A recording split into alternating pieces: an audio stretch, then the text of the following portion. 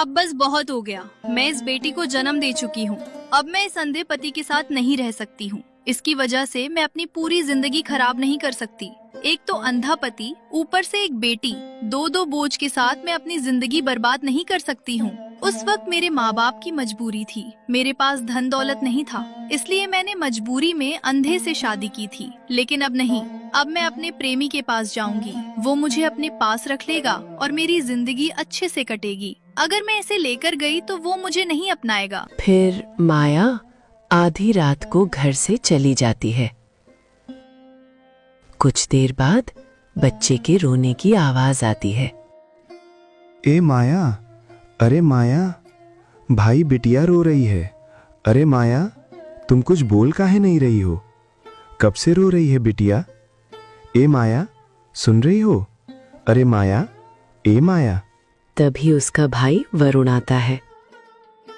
क्या हो गया भैया, आप परेशान क्यों हैं? और ये काव्या कब से रोई जा रही है? सब ठीक तो है ना? अरे भाई, देखो तुम्हारी भाभी कहाँ चली गई? कब से रो रही है काव्या? लगता है उस बेचारी को भूख लगी है। हाँ, लेकिन भाभी तो यहाँ है नहीं भैया। अरे ते वरुण, तू जरा ध्यान से देख, यहीं कहीं होगी। कहाँ जाएगी? शायद बाहर गई होगी कुएं से पानी लाने के लिए। देख तो जरा ध्यान से। भैया बहुत देर हो गई है, भाभी कहीं नहीं है और ये काव्या बहुत रो रही है। रुको, अब मैं ही इसके दूध का इंतजाम करता हूँ। रुको भैया। थोड़ी देर बाद वरुण दूध लेकर आता है। लीजिए भैया, मैं दूध ले आया। मैं काव्या को दूध पिला देता हूँ। हाँ। सुबह होने पर रीना आती है। वरुण जी, आपको पता है भाभी कहीं नहीं है। मैं सुबह से ढूंढ ढूंढ कर परेशान हो गई हूँ। ओहो हो, ऐसे कैसे हो सकता है? वो कभी घर छोड़कर तो नहीं जाती थी और अब तक उसका कोई अता पता है नहीं। यानी कहीं वो हम सबको छोड़कर चली तो नहीं गई। वही तो भैया, हो सकता है कि उन्हें आप पहले से ही पसंद नहीं थे। अब भैया बुरा मत मानना, लेकिन आप अंधे हैं। वो हमेशा शिकायत करती रहती थी। ऊपर से लगता है कि काव्या को देखकर उसके मन में जलन आ गई। इसी वजह से वो आपको छोड़कर चली गई। ये क्या किया उसने? मैं उसके बिना नहीं रह सकता। अंधा हूं और अंधा होकर मैं अपनी बेटी को कैसे पालूंगा? हे भगवान, ये कैसी परीक्षा ले रहे हो तुम मेरी? अरे कुछ तो तरस खाओ मुझ पर। मैं अपनी बेटी को लेकर कहाँ जाऊं? कैसे जीऊं? कैसे पालूं? इस अंधे की किस्मत भी आपने लगता है अंधी बनाई है। क्या करूं, क्या करूं, क्या करूं? भैया शांत हो जाओ, शांत हो जाओ। आप बिल्कुल चिंता मत करो। भाभी चली गई तो क्या हो गया? मैं और रीना है ना, हम दोनों मिलकर आपका और काव्या का अच्छे से ख्याल रखेंगे और आपको दूसरी शादी करने की भी जरूरत नहीं है। अरे हम हैं भैया, चिंता ना करो। अरे लेकिन वरुण, तुम दोनों के भी बच्चे हैं भाई, तुम कैसे करोगे इतना कुछ? भैया आप बिल्कुल चिंता मत करो, हम लोग काव्या का बहुत अच्छे से ध्यान रखेंगे। आपको फिक्र करने की जरूरत ही नहीं है। अरे एक भाभी आपको छोड़कर जा चुकी है, अगर आप दूसरी शादी करो और वो भी छोड़कर चले गए तो आप और काव्या दोनों टूट जाएंगे और आपका दर्द हमसे नहीं देखा जाएगा। भैया अब जो है अच्छा है। मैं तो कहता हूँ ये समझ लो, जो होता है अच्छे के लिए होता है। हाँ भैया, ये ठीक कह रहे हैं। मैं काव्या को कभी माँ की कमी महसूस नहीं होने दूंगी। ठीक है, अगर तुम दोनों मेरी बेटी को इतना प्रेम करते हो तो मैं कभी दूसरी शादी नहीं करूँगा। मेरी बेटी की पूरी जिम्मेदारी तुम दोनों की रहेगी। हाँ भैया, हम बहुत अच्छे से ध्यान रखेंगे, आप बिल्कुल चिंता मत करो।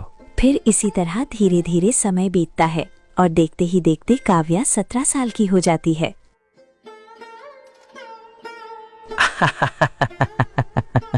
देखो रीना, हमने जैसा सोचा था बिल्कुल वैसा हुआ। भैया ने दूसरी शादी नहीं की और अब सारी जमीन मेरी हो जाएगी। भैया तो अंधे हैं ना, वो कुछ कर भी नहीं सकते। और काव्या, वो तो हम दोनों से अंधा प्यार करती है। वो तो वही करेगी और कहेगी जो कि हम कहेंगे। हाँ जी, आपने बिल्कुल सही कहा। मैंने भी इतने सालों में काव्या को इतना प्यार दिया है कि वो कभी शक नहीं करेगी कि हम लोगों ने ये सब सिर्फ जमीन के लालच में किया है, ताकि वो सारी जमीन हमें मिल जाए। लेकिन रीना, काव्या का क्या करें? अब तो वो 17 साल की हो गई है। कुछ दिनों में उसकी शादी हो जाएगी तो ये जमीन उसके ससुराल वालों को मिल जाएगी। उससे पहले हमें कुछ करना होगा। मेरे पास एक आइडिया है, वक्त आने पर मैं आपको बताऊंगी।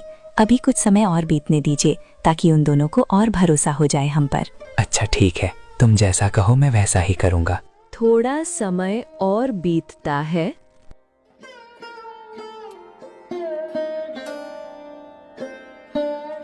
पिताजी, आप ठीक है ना?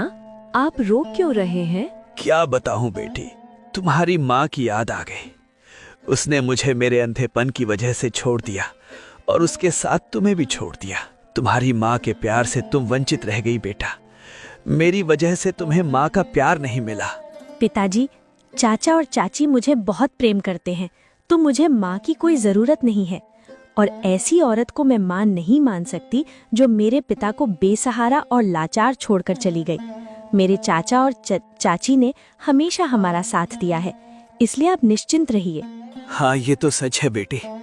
अगर वो दोनों ना होते तो पता नहीं हम दोनों का क्या होता।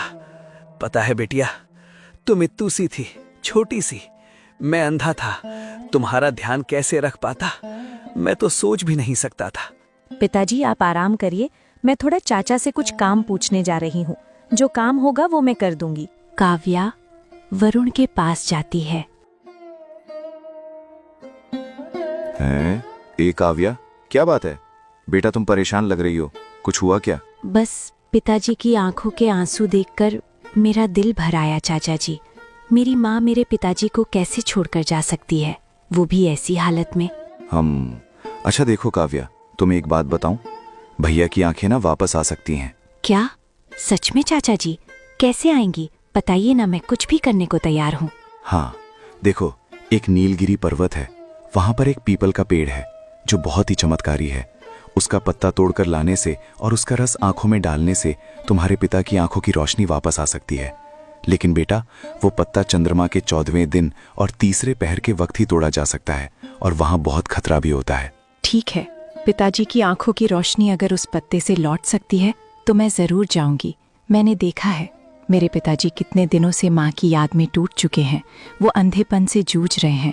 अगर उनकी आंखें ठीक हो सकती हैं तो मैं अपनी जान भी लगा सकती हूँ। मैं अभी पिताजी से पूछकर उसी नीलगिरी पर्वत की ओर निकल जाऊंगी। बेटा, अगर तुमने पिताजी को ये सच्चाई बता दी ना तो वो शक्ति काम नहीं करेगी। बेटा, तुमको बिना बताए ही उस नीलगिरी पर्वत की तरफ जाना होगा। हाँ, तुम्हारे चाचा बिल्कुल ठीक कह रहे हैं बेटी।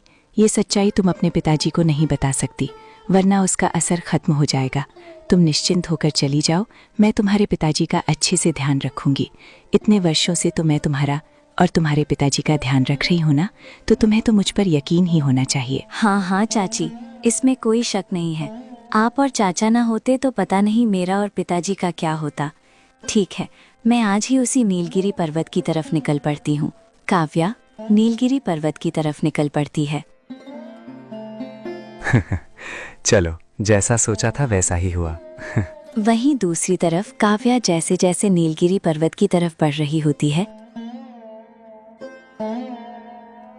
वो आधे रास्ते में रुकती है। ये नीलगिरी पर्वत आखिर किस दिशा में जाती है, मुझे तो पता ही नहीं। एक काम करती हूँ, वहाँ जो बूढ़े व्यक्ति बैठे हैं ना, उनसे पूछ लेती हूँ, शायद वो मुझे रास्ता बता दे। काव्या उस बूढ़े व्यक्ति के पास जाती है। बाबा, मुझे नीलगिरी पर्वत जाना है, वहाँ से पीपल का पत्ता लाना है। बताइए किस तरफ से रास्ता जाता है? अरे बेटी, तुम्हें नीलगिरी पर्वत क्यों जाना है? वहां खतरा है और तुम्हारी जान भी जा सकती है। मेरी मानो तो उधर मत जाओ और यहीं से वापस लौट जाओ। नहीं बाबा, मुझे किसी भी कीमत पर वो पीपल का पत्ता लाना है।